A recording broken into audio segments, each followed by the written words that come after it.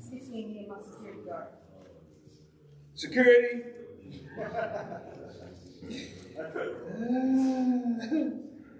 That's crazy. Let's see. Let's see.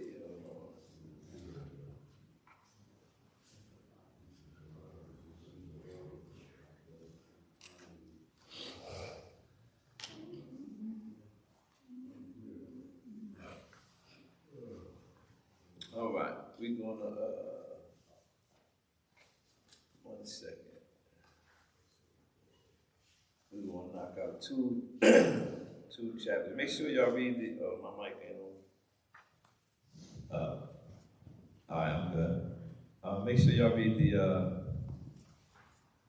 areas in the book that I pointed out, the short story and all that, whenever you have some free time, all right? Yes, sir. Please, please, please. Have y'all been getting anything since we've been doing these sessions? Yes. All right. All right. Need that for something. Huh? Need that for something. Yeah, I'm hoping y'all get, everybody been picking up a little bit of things. And again, this is the beauty of teaching the mind adjustment program over and over again, the same thing, because we learn by repetition, and what helps me is every time I'm teaching it to you, I'm hearing it myself. Every time I'm going on, I tell people all the time, ever since 2013 when we've been teaching it, I've been hearing it myself over and over, and I teach it all the time. And so we're going to go from minor adjustment, page 53.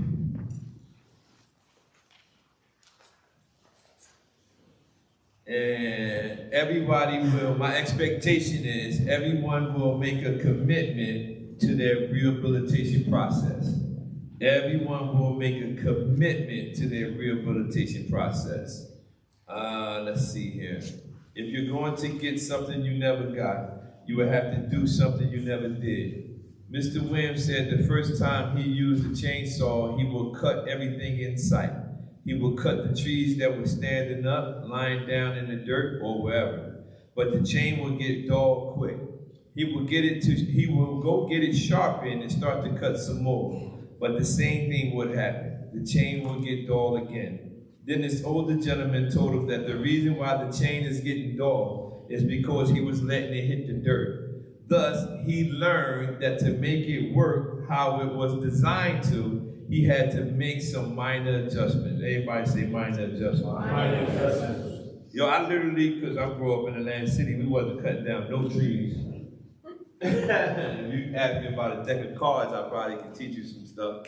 But to tell you about cutting down trees, I couldn't do that at all. So first time when I was working at this church, they was like, yo, we need you to go cut these trees. I would go cut the trees, and the trees would be lying down in the dirt, and I would cut the trees while I was in the dirt. And I'm cutting sand, I'm cutting everything, right?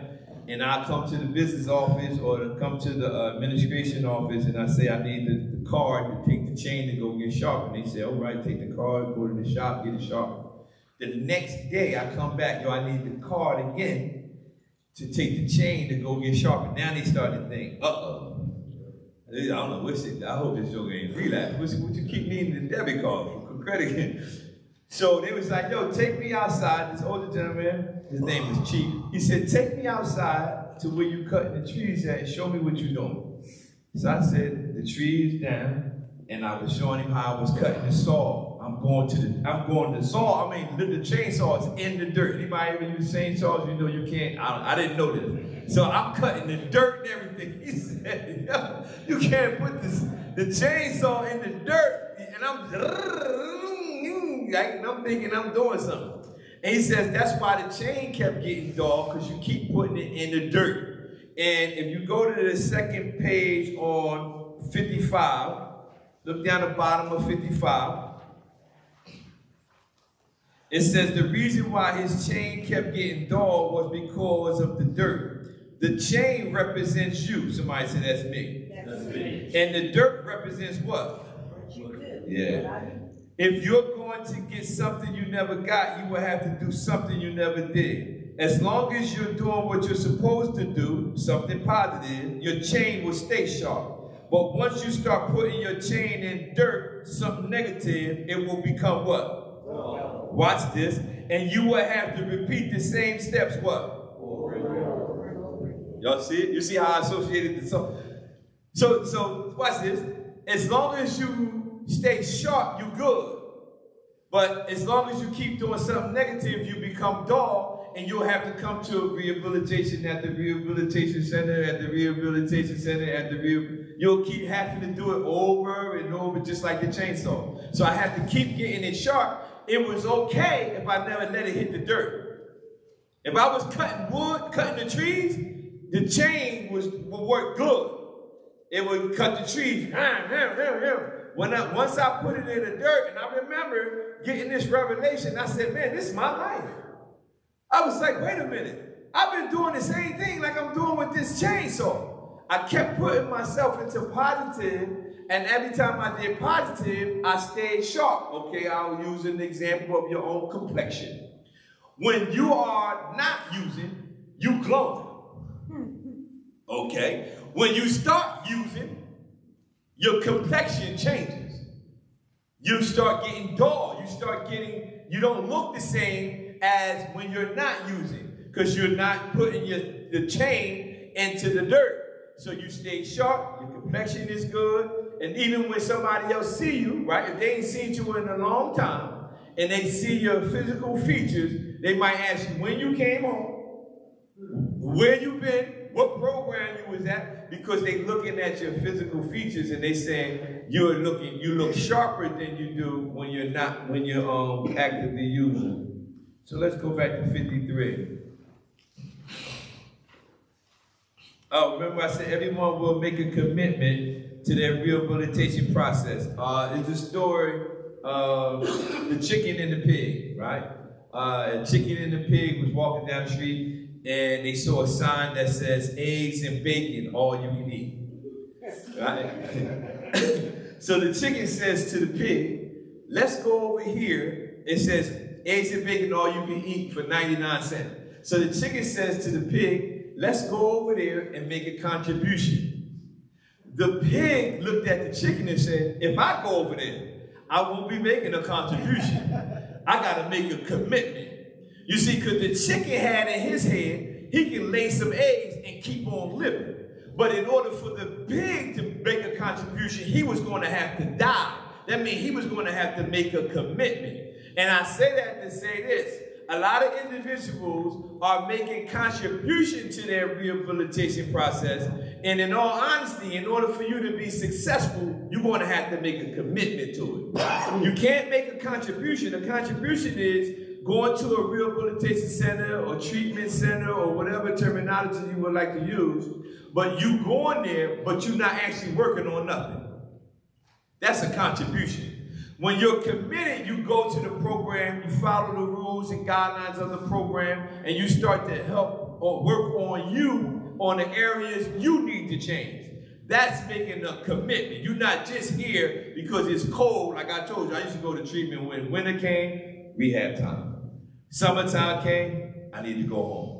Right? I wasn't working on nothing, so I repeated that step over and over. But you got to make a commitment. Everybody say, I'm making a commitment. Y'all get the difference, right? Yeah. Contribution versus commitment. So it is okay if you're in a place where you haven't made that commitment. Again, they say the stats is everybody that's here not going to make it, right? I'm saying everybody can make it if you make a commitment, right? You can change the number, but you got to understand you can't be making a contribution. You have to make a commitment. And it's easy to go from contribution to commitment. You just got to make a minor adjustment. You just got to make a minor adjustment and say, you know what, from this day forward, I'm doing something different. And I love the fact that, again, when I was sitting and talking to a couple of gentlemen, they said, man, I made up my mind. I'm following the path God made for me. That's it. I'm done. I'm following this path. That's all I'm going to do. That's a commitment. That's not like a contribution. That's somebody making a commitment. The word minor means lesser, as in size, extent, or importance, or being or noting of the lesser of two. What's minor for you to change in your life, but it seems hard? That's a question. Who got it? Quit. Huh? Quit your addiction. Quitting his addiction. Anybody else? What's minor for you to change in your life, but it seems hard? Lifestyle. That's a big one too. Cursing. It's minor, but it seems hard. People, places, things. Yeah, it's minor. That is minor, but it just seems hard. Because we like to be, especially if you like to be around people, so you want to, you know what I mean? It's minor, but it seems hard. Like, you know, you can get a new whole crew, really. The chances of recovery is good. This ain't in your book. The chances of your recovery is good if there is a total commitment by the person, a complete lifestyle change. The chances of recovery is good if there is a total commitment by the person. The person has to make the commitment. Everybody, the person, listen, if it's a complete lifestyle change, the chances are even greater. Like you don't go to the same places no more. I remember in one of my books I was writing, the title of that book is The Journey is Too Great for You. And I was writing in that book, I remember I asked God a question. And I was like, why I'm having these situations, why is this situation coming to my door on this particular area or in this platform? And he said, because you don't go where you used to go before, and you don't do what you used to do before. All your problems is going to come where you are. So it's not like you're going to be exempt from problems, meaning letting everybody know you're not going to be exempt from it. So don't be shocked that you're faced with them. But everybody say commitment. What minor work, this is a two-part question. Down the next bullet. What minor work have you done on the inside? Watch this. When I say inside, I mean inside the facility and inside you. What minor work have you done? This is, you got to write stuff down in there. You know, what minor work have you done inside the program? Again, it's not about the facility and the guidelines and the rules and everything. It's about you. One of my clients, we were sitting outside and he was just going off. He was just having a real bad day. And he was just going off. Man, I don't want to be here, and I don't want to do this, and I don't want to do this. And I said, and he was yelling at me and everything, and I'm like really not worried about it because I'm like, I would just have to get another job. Just don't touch me. Because I'm like, I'm not gonna let you hurt me. So he yelling and yelling and yelling. And I took him to the window. And I looked out the window and I said, do you think I came over to this window and said, you know what? I want him in my group. I want him in my group. I want him in my group. I said, no, you here is because you had an issue somewhere down the line of your life. I'm only here to try to help you. I didn't look out this window and say, that guy walking across the street needs to come to this building. And when I told him that, he understood that I'm only here to help you. You can actually leave if you like to. I didn't make you come here. Your parole officer, your probation officer, the judge, you can actually leave. But I'm only here to try to help you in the path that you're on. But a lot of times we don't understand that. So a lot of times people don't understand that the individuals that are in your life are there to actually assist you in your process. So understanding what minor work have you done on the inside? I wrote down here, understanding how people change is the first step in changing unhealthy behaviors. Understanding how people change, because they have what's called the stages of change. Contemplation stage, pre-contemplation stage, you got preparation stage, you got different stages of individual. Everybody in here, y'all all not on the same stage, right? This is not a put down. Y'all are all on different stages. And you got to understand how an individual change, because each stage is different. Some people are in the contemplation stage, they still think the reason why they in a situation is because of a parent or a child or where you grew up at. And some people have come to the realization that the only reason I'm in this situation is because of the things that I did. That's a different stage. So you got to understanding how people change is the first step in changing unhealthy behaviors. That's called the stages of change. Now, let's see. Why haven't you made those minor changes? Do you want this same, this is not in the book. Do you want this same reality? Just think about this. Do you want this same reality, this same frustration, or this same problem 6 months from now? He shook his head and said, this thing, right? Your situation, right? If you don't go back, if you do go back, it's possible, or worse, that you're going to have to repeat this same situation all over again, right? You don't want that same frustration because you can work on going forward, and the more you go forward, you'll be able to be in a better situation going forward. So this reality is, or this frustration 6 months from now, no. I could be working on a whole lot of other stuff. Like you could be thinking of, go ahead. Not saying also it's just wasted time. Say it again? Just wasted time. Oh, like my man, yeah. Wasted time right behind you. That's the wasted time poem, the poem of God. Wasted time. You want to try to go, how many people got children? Anybody in here married or still married? Still married? Right. Huh? Kind of. That's all right. She kind of was married to me too. I know.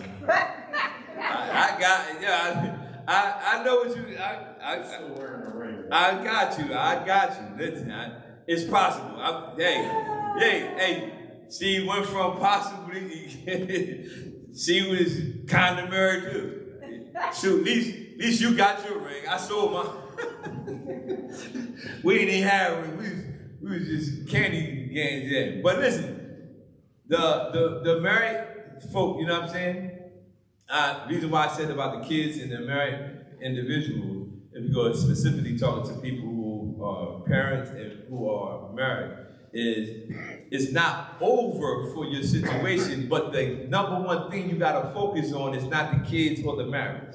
It's you. If you. I can't explain how it all came around. I can only show you that once I focused on me, all those things lined up. Even the things that you probably thought was over. Because you got to think, our loved one's going to love you for you. You know what I mean? Because when I see myself in the picture, I remember recording my wife in the car, and she didn't know I was recording her, and I was looking at a picture of me when I was actively using. And I was like, how did you stay? Because I'm looking at me and saying, I want to leave me. I look so bad. I'm like, how do you stay with me? And she said that I've stayed with the person I love, not that person. Like what you see is not who I stayed with. I stayed with the person that I love. So you just got to focus on you. Don't worry about all the other stuff. Why did I focus on him? It's many good, so It's many, because, huh? put the man back together. Once you do, when the granddaughter, it was a granddaughter, she was, or a mom, grandfather, grandmother, and a granddaughter, and they was all at the house, right? The mom got a call. She had to go to a medical situation. She got a call. She had to leave, so she told the father, watch the granddaughter while I go. It's a medical emergency. It's a big crash. All the nurses and doctors had to report to the hospital. It was a real big crash. So he says, all right, I got it. So he goes, she leaves. He sits down. The granddaughter is running around the house. She's running upstairs. She's running downstairs. She's all over the house. And the pastor was trying to put together a message to preach that Sunday. So he's sitting in the office trying to put this message together. But he keep hearing his granddaughter running all around the house. So he said, man, I got to figure out how to get her to sit down. I can't even focus on this message because she's running all around. So he sees a newspaper on his desk, and he tore the newspaper up into pieces. It had a picture of a globe on it. He tore it up, he threw it on the ground, he called his granddaughter, he said, come here. So he said, you see this right here? You know what the world looks like? And she said, yeah. She said, the globe, Papa? And he said, yeah, you know what the world. He said, this is a puzzle, and it's a picture of the world, right? He says, put this puzzle together, and I don't want you to get up until you put this puzzle together. You got it? And she said, okay, Papa, I'll put it together. So he thinking, I got a whole bunch of time now, because it's going to take her a long time to put this world back together, right? Because he tore it all up. He go in his office, he's studying his message, and 5 minutes go by, he hear her running around. Upstairs, downstairs, like a kid, just running around.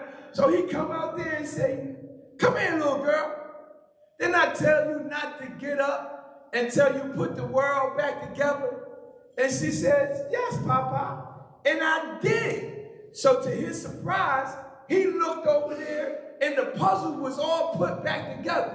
And he asked her, how you put that puzzle back together so fast? How did you put this world back together so fast? And she said, it was easy, Papa. I just put the man back together. Because under the picture of the world was a man. So she said, if I put the man's legs together, if I put his torso together, if I put his arm together, I'll put the world back together. I said all that to say this. If we can put all the men back together, we can put the world back together. So you don't have to worry about all that other stuff. You just got to worry about putting yourself back together. And everything else will be put back together.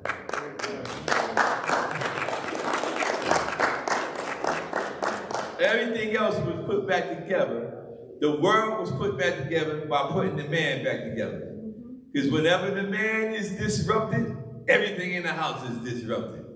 Because when you ain't right, the wife, she ain't gonna be right. If she ain't right, she ain't caring about them kids. Because she gonna tell them kids, I'll be back, I gotta find your father. She ain't do that. All that stuff is connected to the man being in the right position, all right? Let's do what's it called now? The cards. Yeah. You have 4 people that don't mind reading.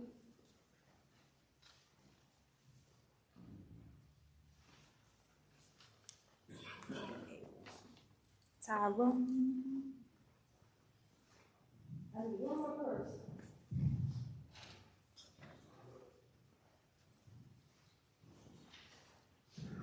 All right.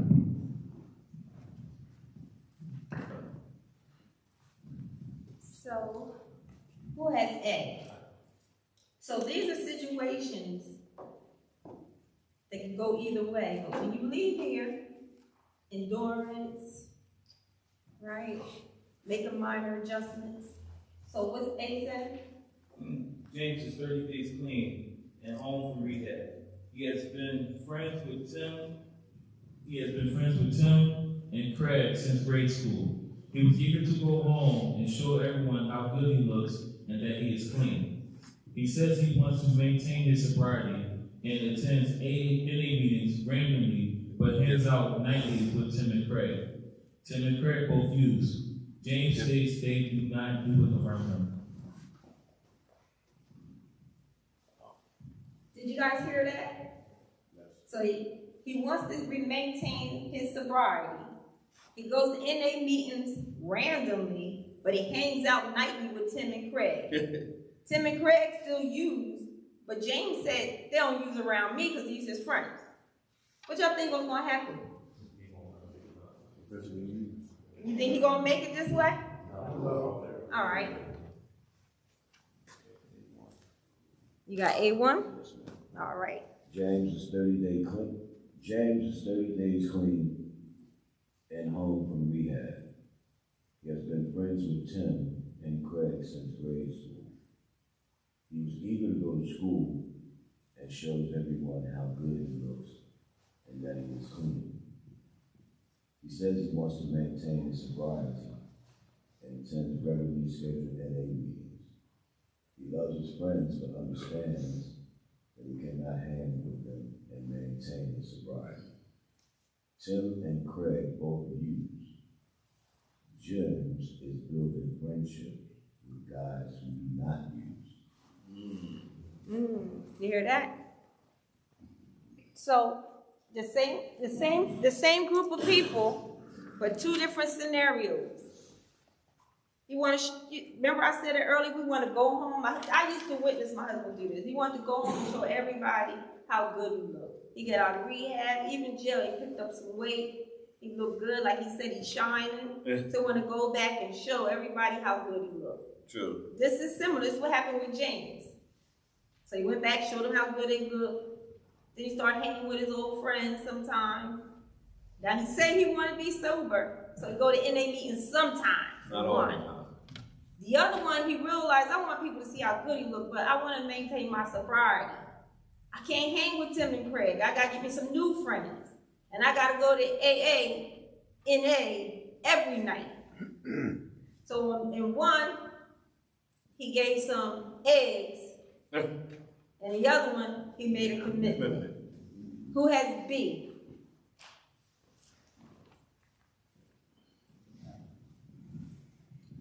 Connie, yeah, Connie just started a new job. She is happy she does not have to worry about transportation since it is in a distance. Connie does not like to get up early and take the shortcut to work every day through the alley past her old hangout. Sometimes she sees people she knows and gives them change.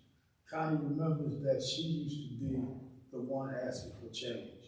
She feels proud of her sobriety and does not look down on others struggling.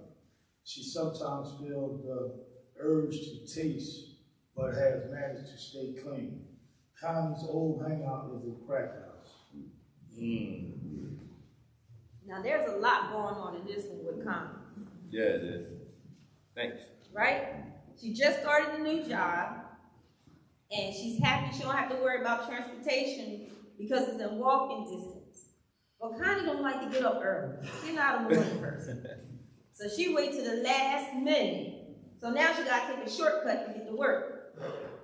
And the shortcut is through an alley, and she got to walk past her old hangout, which just happens to be a crackhead, right? And through this alley, she runs into some old people asking for change, and she working now, so she got a little change. And she remembers she used to be one of these people, so she gonna do her good deed because she don't judge. But should Connie be anywhere near there? Just because you don't want people to look at you different because you don't judge, don't mean you gotta be where they are. And just because you don't like getting up early to get to work because you don't like it, it's something good for you. So you're gonna take a shortcut. But when that drug man told her to walk 2 or 3 miles to go pick up something and have it, I bet she did that. I bet she got up early. I bet she probably was trying to do it a day in advance. Right? Some things we do when it benefits us for something good, we get a little lazy. Absolutely. Who has B2?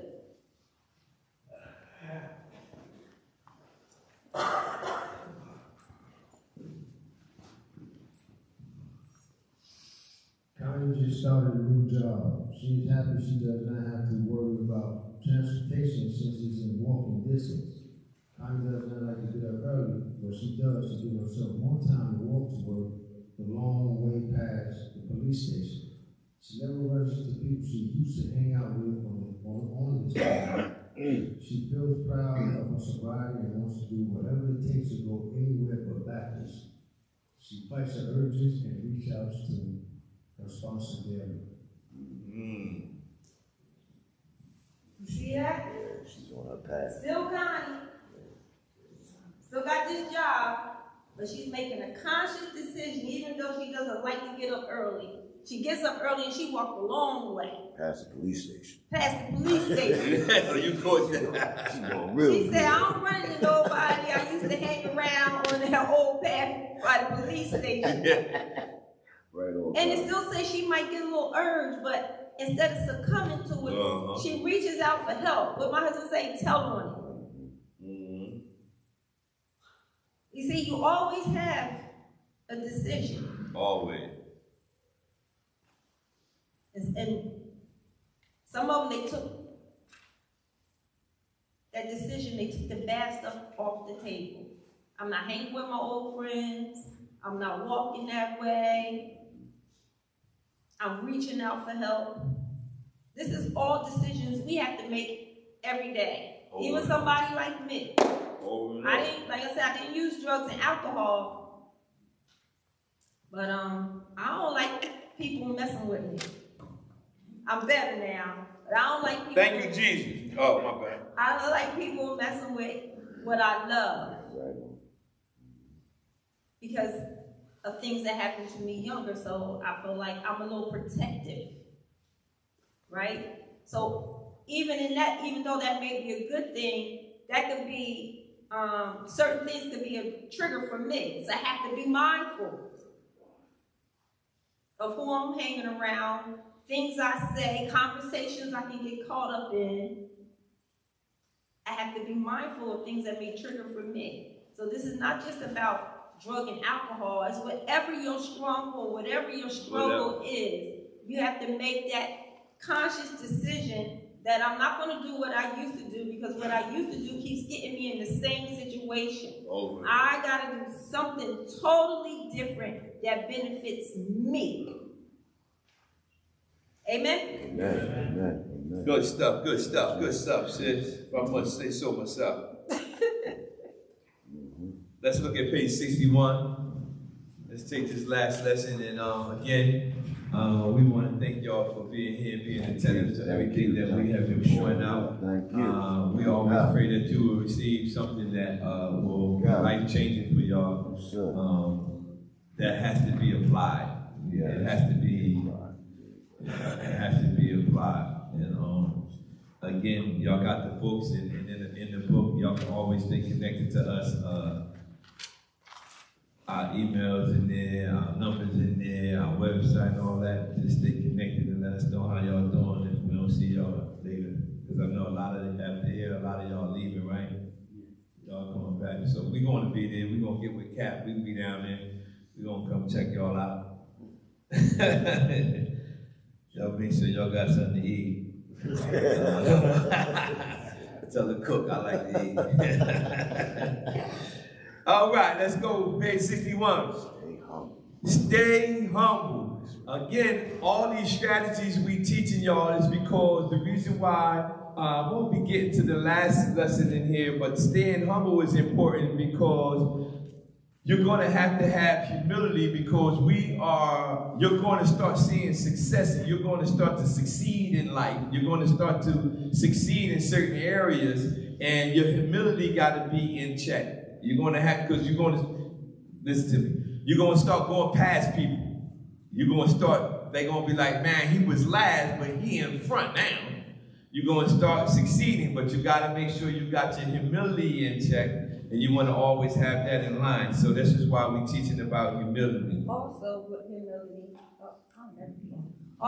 humility, like my husband said, you're going to, if you apply what you're learning, you're going to be getting closer towards your destination. And remember, one of the things he said was ego and pride could be a hindrance, right? Yeah. So when you start getting closer to a destination, because when we're in a state where we're in a place such as this, which is a beautiful place, other people may look down on us. Or they, like I said, they look at our situation that's more out in the open, and they point fingers and they cast judgment. Yeah. One thing you can't do is don't judge yourself based on what others think. It takes courage to be able to go somewhere or go to somebody and say, I need help. That's right. Yeah. Right? But not only is having humility, two ways to look at this. When you start applying this and getting to your destination, don't get a big head. Yeah. All right? The other one is humility. It does not mean that you're weak, but you also have to be humble enough to know that whatever success that is happening in your life is not in your own power. You see in your own power where it gets you. So you have to be humble enough to know that you can't do this on your own. Yeah, at all. Right? But have enough pride in the one that's helping you. Your higher power that's helping you along that path. So your pride and everything should always be in that, not in yourself. At all. Let others be proud of you. Yeah. Right? But you should always be moving forward to the next. Don't ever let pride and ego keep you from being humble and make you stagnant. And the reason why it's important because I know you're going to succeed at things, and you just got to be stay humble about it. You know what I mean? And understand you're going to be able to help other individuals in your path. When you start to achieve stuff, you just got to be like, always look to help the next person. You know what I'm saying? I'm always going to look to. Don't let them abuse you, because you can fall for the trap of, I'm always supposed to help people, but then they use you as a crutch. But you need discernment for that. You need the discernment that these individuals are just going to keep coming to me because they know that I'm going to try to help them. And now they're like, I'm not going to do nothing. I'm going to just go to him. He's kind of soft. I'm going to just use him. I ain't going to do nothing. But anyway, stay humble. Everybody say stay humble. Stay humble. The first test of a great man or woman is their humility. By humility, I don't mean doubting their powers or hesitation in speaking their opinions, but merely understanding the relationship between what they can say and what they can do. Do you wish to be great? Think first about the foundation of humility, because the higher your structure is to be, the deeper must be what? Yeah. Power is dangerous unless you have humility. You must stay humble. Everybody say, I must stay humble.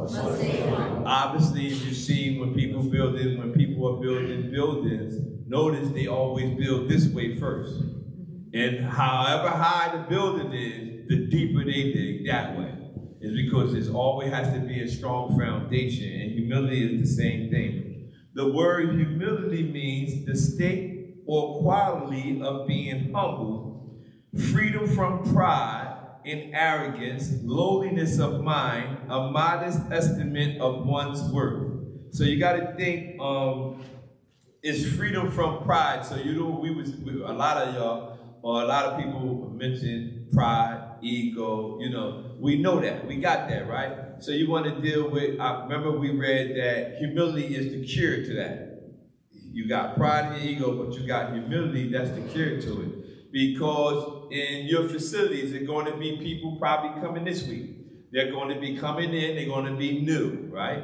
You want to try to help guide them along in accordance to the program guidelines and rules and everything. You want to try to be there for that person that's coming in, even though you've probably been here not too long yourself. You're not the new person anymore. Somebody else is coming in, and it's a humble person that will be able to assist them, making them comfortable, instead of telling them when they come in, oh man, I don't like this about the program, I don't like this. Just shut up. Just leave them alone. And just move out the way until you start liking the program. And let somebody else, and let somebody else talk. Because you can discourage somebody from trying to get somewhere. It's okay what you feel, but don't be the person that have the new person and you feeding them that. That's right. When they just coming in and they might just got kicked out their house or something, and they come in and you telling them that, you got to always use humility to say, you know what, I might not like this about the program, but I'm not going to mess with this guy that's coming in here and feed him with my stuff. That takes humility to be like, I'm going to just let him learn from everybody else. Humility, one characteristic of humility will keep you correctable. Yes, it will. If you can't be corrected, you need to check your humility. Can I just add something? Yes, you can. I don't know if it, but also humility, I've discovered, it comes from the Greek word, which actually means earth. And since hubris, meaning, and that's why you often hear the term down to earth. Down to earth. You know what I mean? That person is down to earth, you know what I mean? Because that actual Greek word comes from hubris. And in a sense, humility comes from that. from the Greek termination or definition. Oh, But I thank just you. found that to be interesting. That's why you oftentimes hear a person who is Down not to earth. haughty is down to earth. Right, they're Yeah. not all Right. down to earth, Mm-hmm. correctable. Mm-hmm. They're able to ask for help. Absolutely. Also, humility is it's a quality, right? It's an attribute. It's a good thing. It's not a bad thing. Because sometimes people equate the word humility with humiliation. Humiliation is an insult. To humiliate someone is to put them down. That's not the same thing with saying that you're humble. That's not meant to be insulting to you. A humble person is willing to learn. They're willing to help, right? So don't think because I know my husband used to have that problem. I'm the man of the house. I'm the man of the house. But I would say, listen, let me handle the money. Because I knew money would be a trigger at one point. I would handle it. I'm the man. I'm the man. See, he wasn't ready to humble that part. He wasn't really it was hard to correct him so we could grow as a couple in that area. But when he let that go, he's like, you know what, babe? You take care of this. One day, I'll be able to take care of that. You won't have to worry about nothing. And then slowly but surely, he's like, you know what? Give me this part. I got this bill. Add this bill to it. I got this bill. So now I only pay one thing. he paid rent. I only pay one thing, and I keep the groceries in the house. But he would have never got to that part if he wasn't able to be honest with himself. And be humble enough to say, you know, right? At this time, I having can't too much do it. money at this point in my life, in my hand, could be a trigger for me. Let me let you handle it. Yeah, you got it. Right? That takes a humble man. Right. He was looking at it as humiliation, as you telling me what to do. I'm the man of the house, and that's not what it was. Everybody understand that? Yes, ma'am. Okay. Yeah, because sometimes you're triggered, you might need somebody to help you at that time. And it doesn't make you less of a man to use that. It actually makes you more of a man. To be like, you know what, right now, every time I got all this money, you know what I mean, you have a responsible person like, yo, you take the money, you know, I take what I need out. And until we get to this level, you know, and that takes a humble person to say, man, because sometimes when we get a lot of money out, we start having bubble guts and all this stuff. We be thinking like, I gotta spend the money, everything. Who do you know that's humble? Everybody say I'm humble and confident. Yeah, you gotta be humble and confident, like my wife was saying. I'm humble enough to know that God gifted me, graced me, anointed me to carry out a particular assignment. But I'm confident enough to know you can't work my gift better than me, because it's mine. Like he gave you a gift, it's like me trying to say I'm gonna work your gift better than you. It's like you trying to write a poem. Yeah, it's like me trying to write his poem, right? I can't write. And you know what I'm saying? Whatever your gift is, it's like me trying to take your gift. Draw his. I was about to say, he draws. We've been new, he draws. He just showed me a new painting. It's like me trying to take his board and say, man, let me get this, man. Right? But he's humble enough to know you got to be humble. Everybody say, I'm humble and confident. Because you got to be confident enough to know that your gift, whatever it is, I can't use it better than you. Now, you can allow your gift to lie dormant, meaning you're not using it. You got it, but you're not using it. That's why we was talking about the inner qualities. You got to learn your inner qualities and find out what they are. Why do you think, or what do you think about a humble person? You can write these words down under here. This is what I'm about to read.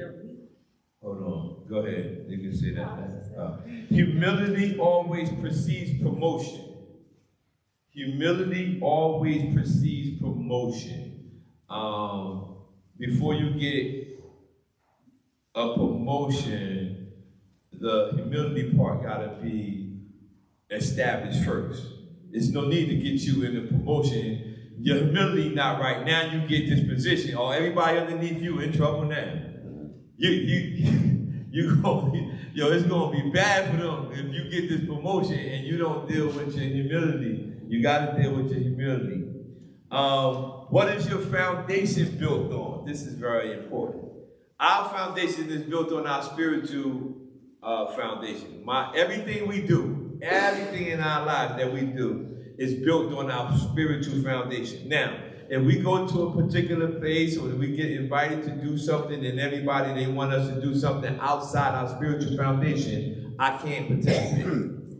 I can't do it because I don't care the amount, I don't care what you're requiring. If it takes me off of my spiritual foundation, I can't do it because that's how my structure is standing on, my spiritual foundation, my relationship with God. I can't do it if you want me to leave off of my foundation. At my job, if we get ready to do something, they say, Mike, can you open up in prayer? Of course I can. That's my foundation. If they ask me to do something else outside, I'll be like, no, I can't.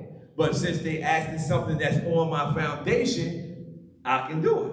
So you got to understand that. In regards to your foundation and humility, you got to find out what your foundation is built on. Also, another thing, if you have the wrong foundation, right? Because sometimes we'll get so super spiritual or spooky, right? And we'd be like, I can't do this because, they said, a black man can't never do that. That's the wrong foundation. If you building something based on like a race and all that, political, and you like, no. If the foundation is wrong, the building's going up wrong. So if everything in your foundation is, I can't do this because, I can't achieve this because they said, it's a newspaper article they asked 5 different questions for people dealing with crime and drugs and everything. And in the article, I said some individuals believe because they had a drug addiction or they had a criminal lifestyle that they can't succeed.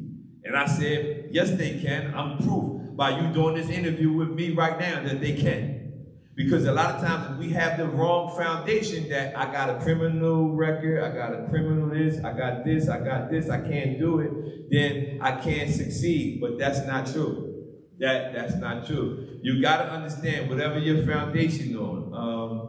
At my particular job, at the job, somebody vouched for you. Like somebody wrote a letter saying, I'll vouch for this person, that this person is different, this person is not this person is that. They're going off the foundation that you had established with that person. So whoever you connect to, you got to build that foundation. And sometimes they might don't open the door immediately because they want to see what you're going to actually do. Remember I told you, my wife found out I really changed when I stopped telling her I changed.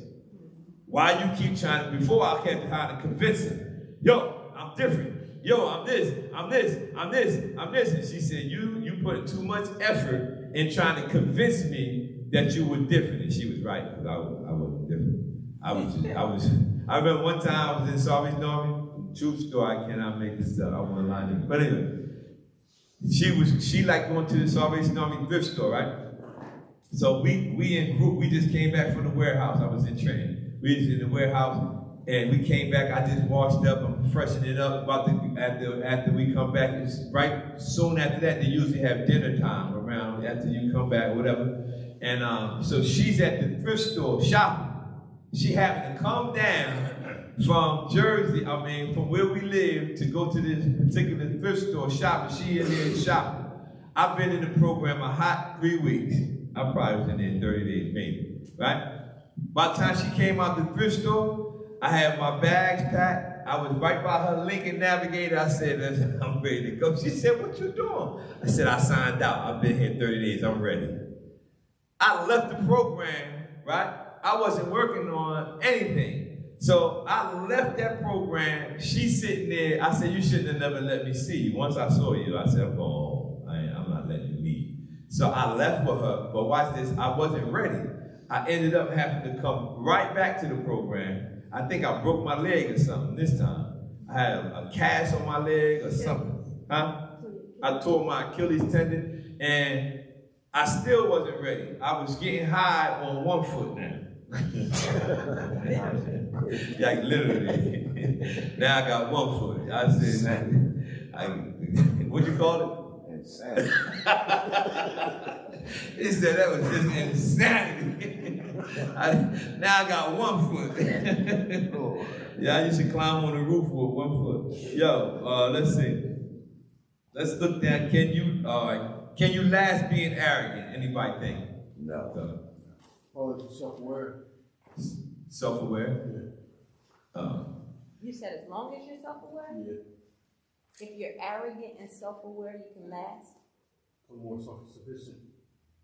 That's what you believe? No. If you're arrogant, you're gonna run across somebody that's not gonna receive it. If you're arrogant. Arrogant means you're not correctable. Or attendable to instruction. You can't be corrected, or you're gonna think you got the answer. And if I could just change, like I had to learn, because I was a very challenging individual, and one of my teachers who was out here earlier, 15 years ago, he told me, man, he said, Asante, you're intelligent, but your intellectual arrogance is going to get you killed. Oh, that's good.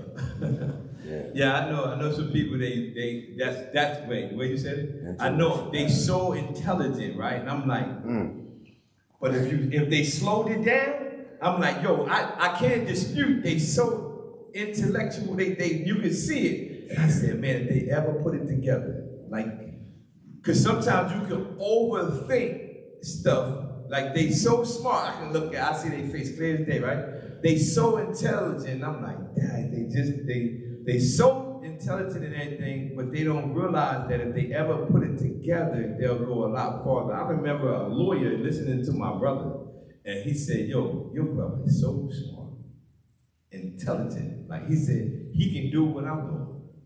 Right? Even though he's the lawyer and he was the client, he's saying, yo, your brother is so intellectual. He said, man, he might as well open up his own. He's that intelligent to be able to do that. And I said, wow, that's crazy. That arrogance, though. See, that's the thing. I had to check that arrogance. Yeah. 53. I was going to give you the definition of arrogant. Right. Having or revealing an exaggerated sense of one's own importance or abilities. Yeah. Is exaggerated. You know, I'm good at math, but an arrogant person will make you think they're a mathematician. Yeah. So if you think if your sense of your own abilities is so exaggerated, you're not going to be able to see when you may be making an error. So you want to check that. It's okay to be proud of an accomplishment or something like that, but we don't necessarily want to be arrogant. It could be a hindrance to being productive. Yeah. Because I remember when she was arrogant, I put out my car. Never. But listen, we're going to... Never. Get out right here. That's an Hey, example. You just gave an example of arrogance by making that statement.